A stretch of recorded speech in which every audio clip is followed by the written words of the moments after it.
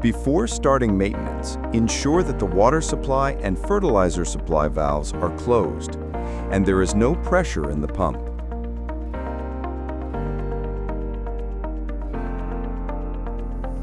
Ensure there is no air in the system by pressing the air release valve for a few seconds, and repeat.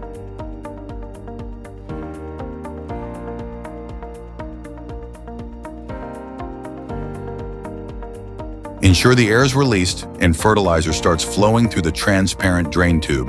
If the pump is still not properly suctioning or injecting fertilizer, close the water and fertilizer supply valves and ensure there is no pressure in the pump.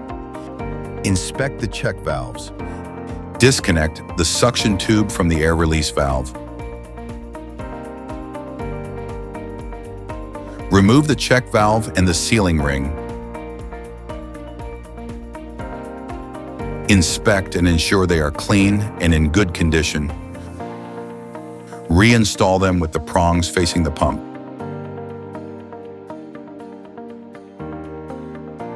Disconnect the fertilizer injection pipe. Disconnect the air release valve.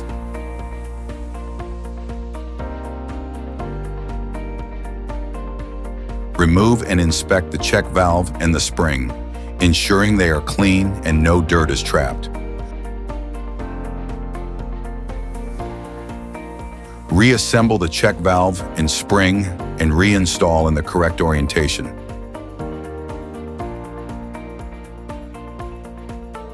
Make sure the spring has no resistance.